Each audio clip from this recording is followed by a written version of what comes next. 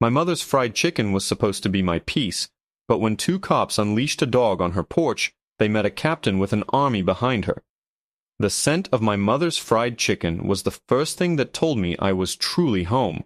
It was a smell that could cut through the dust of a Fallujah safehouse, the sterile air of a C-17, or the damp rot of a jungle floor. It was the smell of peace. I sat at her small kitchen table, nursing a cup of lukewarm coffee, just watching her. Eleanor, with her silver-streaked hair pulled back in a neat bun and her movements made slow and deliberate by a touch of arthritis in her hands, was humming an old gospel tune. Her prized rose bushes were framed perfectly in the window behind her, a riot of crimson and pink against the neatly trimmed lawn of her quiet suburban street. This was my decompression. 2 weeks of leave after 6 months in places I couldn't talk about, doing things I tried my best to forget. Here, I wasn't Captain Maya Jackson. I was just Ellie's daughter. I was supposed to be relaxing, letting the tightly coiled spring in my gut finally unwind. But it never really does. The internal threat assessment is always running, a low-level background program that never shuts off. It's what noted the unfamiliar sedan that had cruised down the block twice in the last hour. It's what registered the slightly too loud slam of a car door 3 houses down. It's what made the hairs on my arm stand up a full second before the hammering started on our front door. It wasn't a knock. It was a pounding, the kind that vibrates through the floorboards. My mother flinched, her humming stopping abruptly. A splash of grease popped from the skillet, and she let out a small yelp. Goodness me, who in the world? I was already moving, my body shifting into a low, ready posture before my brain had even fully processed the command. I held up a hand. "Stay here, Mama. I'll get it. Don't be silly, Maya. This is my house." She wiped her hands on her apron, her face a mixture of annoyance and confusion. She was the kind of woman who knew all her neighbors by name, the kind who organized the annual block party. An aggressive knock on her door was an affront to the very order of her world. I followed a step behind her as she walked to the door. Through the little peephole, I could see 2 uniformed police officers. One was young, barely out of his 20s, with a nervous energy that made him bounce on the balls of his feet. The other was older, thicker, with a grey mustache and a face that seemed permanently set in a sneer of mild disgust. The older one raised his fist to pound on the door again. My mother opened it before he could. "Yes, can I help you, officers?" she asked, her voice polite but firm. The older one, Miller according to his name tag, looked past her, his eyes scanning the interior of our home. "Ma'am, we've had a report of a possible burglary in progress at this address." My mother's eyebrows shot up. "A burglary? Here? Officer, I can assure you, I've lived in this house for 40 years. There is no burglary." "We need to come in and check the premises, Mom," the younger one, Davies, said, his hand hovering near his sidearm.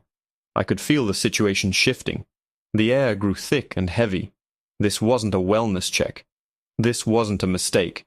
I saw the way Miller's eyes flicked over my mother's simple house dress, the way he took in her neat, humble living room with a dismissive glance. "I don't think so," my mother said, her voice losing its polite edge. "You have a warrant?" That was it. The challenge. Miller's sneer deepened. "We have probable cause. Now you can step aside, or I can add obstruction to the list of charges." "Charges? What charges? For being in my own home?" Her voice trembled slightly, with indignation, not fear. That was my mother. A rock. That's when I heard it. A low, guttural growl from the side of the porch, just out of sight. My blood ran cold. The younger cop, Davies, stepped back, revealing a third officer, a K9 handler with a Belgian Malinois straining at its leash. The dog was a bundle of coiled muscle and teeth, its eyes locked on my mother. "I'm not going to ask you again, lady," Miller said, stepping forward, crowding her. "Let us in." "Get off my property," my mother said, her voice rising. She reached into her apron pocket, and my entire world slowed down. I knew she was reaching for her phone to call her lawyer, her councilman, someone. But the cops didn't. Miller saw the movement, and his eyes went wide with a sort of predatory glee. "She's going for something," he yelled. Davies fumbled for his weapon. The K9 handler took a step forward, the dog now barking, a terrifying, frantic sound that echoed in the small space of the porch. "Mama, no!" I started to move forward from the hallway, but it was too late. I saw the decision in Miller's eyes. He gave a sharp, curt nod to the K9 handler. "Get her." The handler unleashed the dog.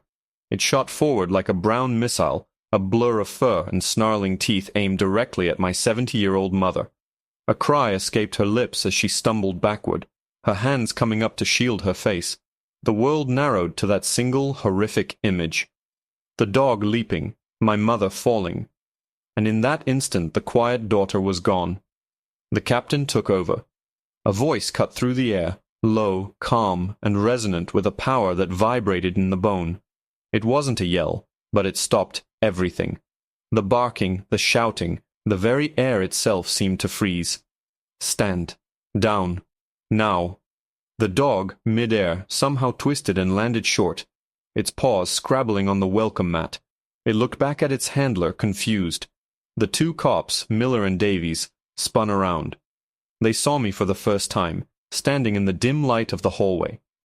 They saw not the daughter who'd been drinking coffee, but a woman standing in a perfectly balanced combat stance, my eyes as cold and flat as polished steel. They saw something in my posture, in the utter lack of fear on my face, that made them pause. Their hands, which had been reaching for weapons and radios, simply froze in place. They stared, their minds trying to reconcile the woman in civilian clothes with the absolute, lethal authority that had just stopped them dead in their tracks. My mother was gasping for air, her back against the doorframe, one hand clutching her chest. I moved without thinking, a fluid, economic motion that put my body squarely between her and the three officers on the porch.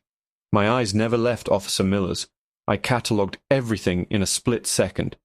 The slight tremor in the younger cop's hands, the K9 handler's struggle to regain control of his confused animal, Miller's flushed face, his jaw tight with fury and bruised pride. He was the danger, the loose cannon. "Who in the hell do you think you are?" Miller spat, taking a half step forward, trying to reclaim his dominance through sheer physical presence. My voice remained level, devoid of emotion. "I'm the woman whose mother you just assaulted with a deadly weapon." I shifted my gaze to the dog, then back to him. "Get it off this property. Now. Then give me your name and badge number. All three of you." The K9 handler, a man who looked like he'd rather be anywhere else, started pulling his dog back towards the lawn. The Malinois went, but kept looking back, whining. Miller wasn't backing down. "You're in a whole lot of trouble. You're interfering with a police investigation." "Show me the warrant," I said calmly. "Show me the call log for the reported burglary. Name the complainant. You don't have one, do you?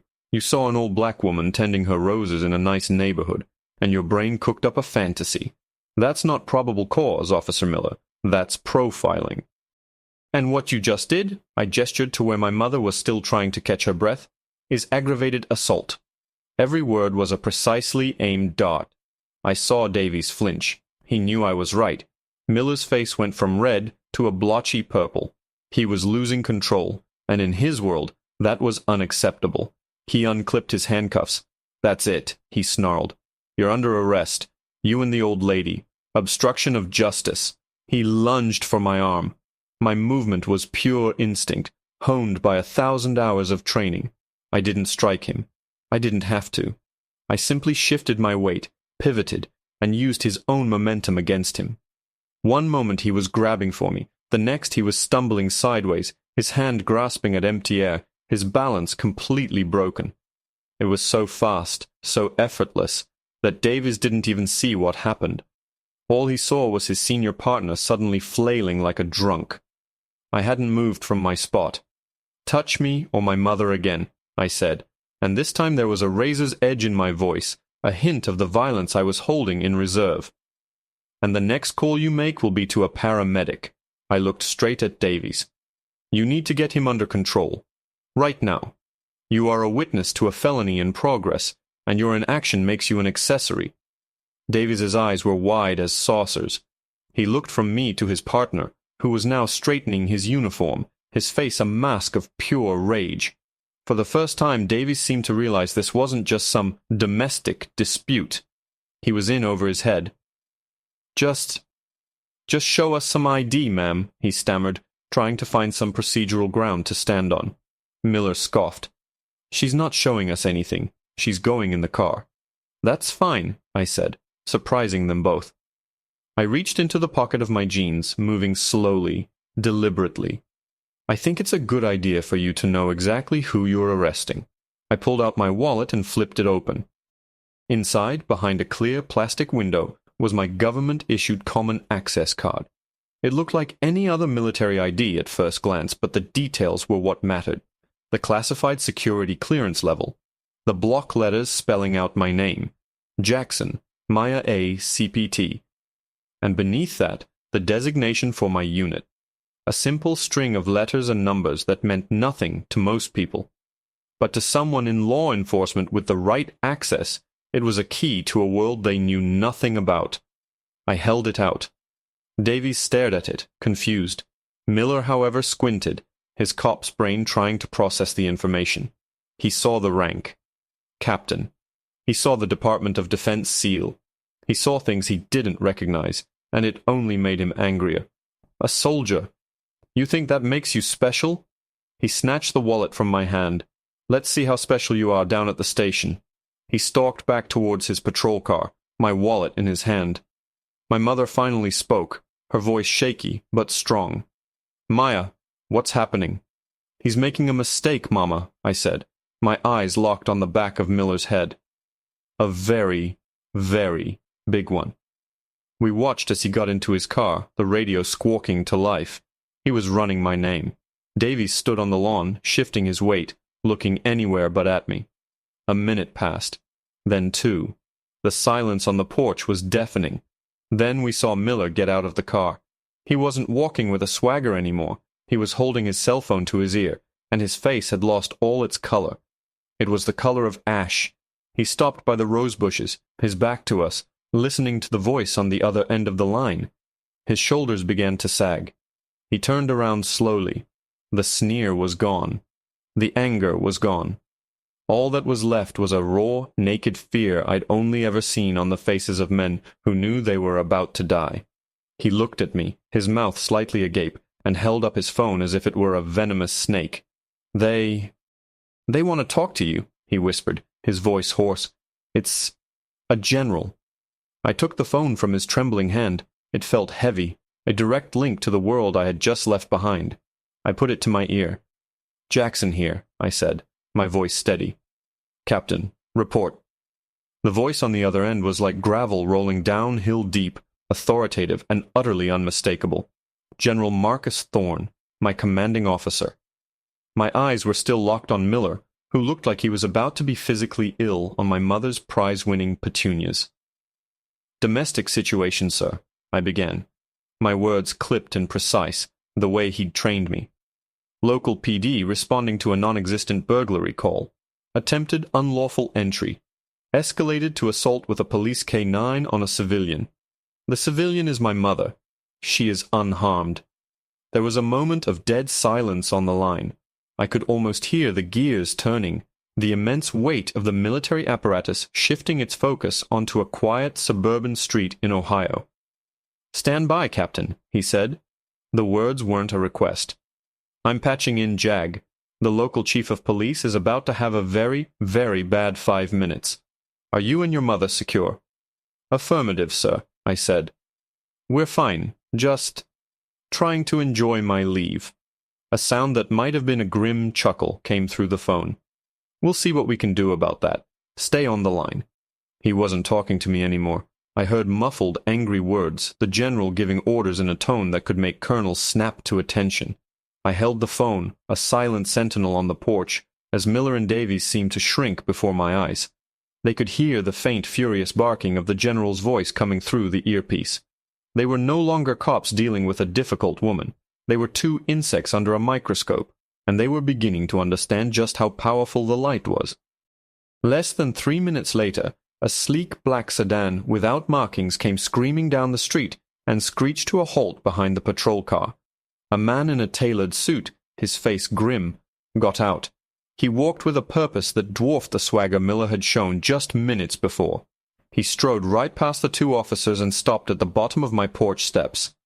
"Captain Jackson?" he asked, his eyes flicking from me to the phone in my hand. "I'm Chief Reynolds. General Thorne sends his regards." He practically choked on the word. He looked at my mother, who was now standing beside me, her composure regained. "Ma'am, on behalf of my department, I am so sorry." I handed the phone to him. "The General would like a word." Chief Reynolds took the phone like it was a live grenade. He walked a few paces away, listening, his face getting tighter and paler with every passing second. He kept saying, "Yes, sir. I understand, sir. It will be handled, sir." When he handed the phone back to me, the General's voice was calm again. "Maya, Chief Reynolds will handle the cleanup. You have my number if you need anything else. You tell your mother that the United States Army appreciates her service too. Thorne out." The line went dead. I looked at the chief. He looked at Miller and Davies with a loathing that was almost palpable. "You two, in my car. Now." Then he turned back to me. "Captain, Officer Miller will be turning in his badge and gun before lunch. An internal investigation will be opened, but I can promise you he will never work in law enforcement in this state again. Officer Davies and the K-9 handler will be placed on administrative leave pending a full review and mandatory retraining. A black mark will follow them for the rest of their careers." I nodded slowly, but it was my mother who spoke. Her voice was quiet, but it cut through the air like a blade. "You won't be speaking to my daughter," she said, stepping forward. "You'll be speaking to me. Eleanor Jackson, the woman your officer tried to set his dog on my own property." The chief had the grace to look ashamed. He faced her directly. "Mrs. Jackson, there are no words to express how sorry I am for what happened here today, for the fear and disrespect you were shown. It was a failure of training, a failure of character, and a failure of my department, and I will fix it." "You do that," my mother said, her chin held high.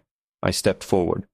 "My mother will be filing a formal complaint, in person, with you, tomorrow morning, and I will be with her." It was a statement, not a request. "My door will be open," the chief said with a nod. He gave one last withering glare to his disgraced officers, who were now standing with their heads bowed like errant schoolboys, and escorted them to his car. We stood on the porch, my mother and I, and watched them drive away. The street was quiet again. The only sound was the chirping of birds and the distant hum of a lawnmower. It was over. I turned to my mother. Her hands were trembling now, the adrenaline finally wearing off. I reached out and steadied them with my own. She looked up at me, her eyes searching my face, seeing not just her daughter, but the captain I had become. "I suppose," she said, her voice barely a whisper, "that's what you do out there." I squeezed her hand. "I protect people, Mama. That's all.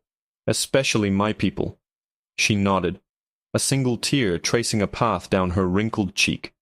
She took a deep breath, and the familiar comforting smell of fried chicken drifted out of the open doorway. It was the smell of peace, the smell of home. And for the first time since I'd landed on American soil, the tightly coiled spring in my gut finally, truly, began to unwind.